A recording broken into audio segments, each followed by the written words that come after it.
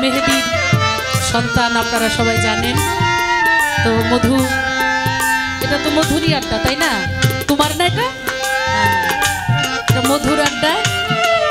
আপনারা জানেন আমার বাবা মধু। আমার বাবা যখন খুব ছোট, বুঝে না, তখন আমার দাদি মারা গেছে। তা আমার বাবাকে তার ফুপুরা পালতো, তাই না ভাই?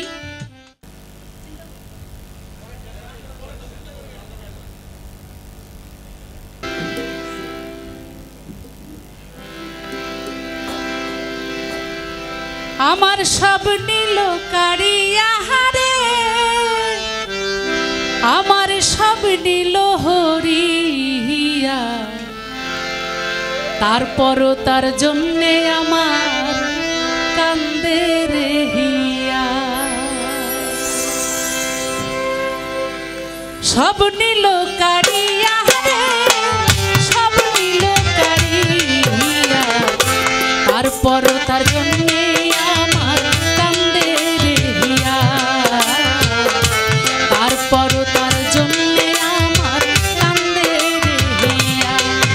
আমার সব নীল কারিয়া হারে, সব নীল হরিয়া, তারপরও তার জন্যে আমার কান্দে রে হিয়া, তারপরও তার জন্যে আমার কান্দে রে হিয়া।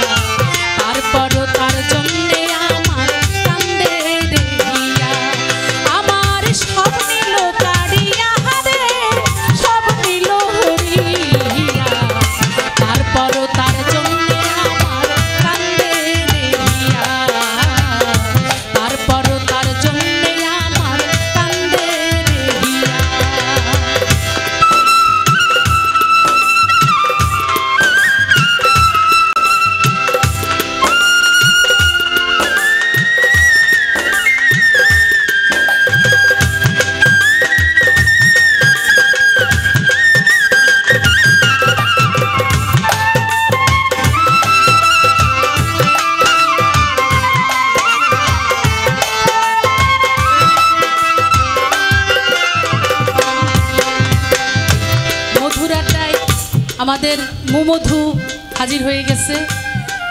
মধু আমার মেহেদির সন্তান, আপনারা সবাই জানেন।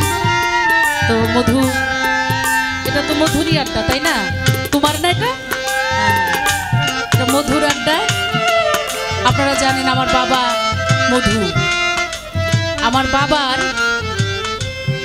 আমার বাবা যখন খুব ছোট, বুঝে না, তখন আমার দাদি মারা গেছে। তা আমার বাবাকে তার ফুপুরা পালতো, তাই না ভাই? তার ফুপুদের কাছে বড় হয়েছে। তো সবাই, তার ভালো নাম ছিল মনিরুদ্দিন, কিন্তু সবাই আদর করে মধু মধু করে ডাকতো, যে অনেক দীর্ঘায়ু হোক, অনেক দিন বেঁচে থাকুক। ও মা মারা গেছে, ওর মা নাই। তা আমার আব্বা বলে, আমার মার যে কেমন চেহারা ছিল এটা আমি দেখি নাই, আমি বলতে পারবো না। তো যাই হোক, সেই মধুর আঙ্গিনা এটা, আপনারা দোয়া করেন এই পুরা জায়গাটা যেন সুন্দর করে আমি এমনভাবে করে যেতে পারি। মানুষ তো মরণশীল, আমিও একদিন মরে যাব, থাকবো না পৃথিবীতে কেউই। হয়তো এই জায়গাটা এত সুন্দর করে যাইতে পারি যাতে সারা দেশের মানুষ এই মধুর আঙ্গিনায় মধু আহরণের জন্য আসে, একটু শান্তি পায়, একটু ঘুরে ফিরে একটু ভালো লাগে, একটু মধুর গল্প যাতে শুনে যাইতে পারে এই জায়গা থেকে। মধুকে ছিল, আমি সেই মধু যাতে বেঁচে থাকে, সেই মধু বয়াতি মধু যাতে বেঁচে থাকে, সেই জন্যই আমার এই ছোট্ট চেষ্টাটা আমি চালাই যেতেছি। এবং আমার যে নাতিন, আমার বাবার নামের নাম, আমি ওকেও মধু বলেই ডাকি, মধু, এবং মধু বলে আমি ওকে ডাকি। এই যে আমাদের সামনে সেই মধু আসছে।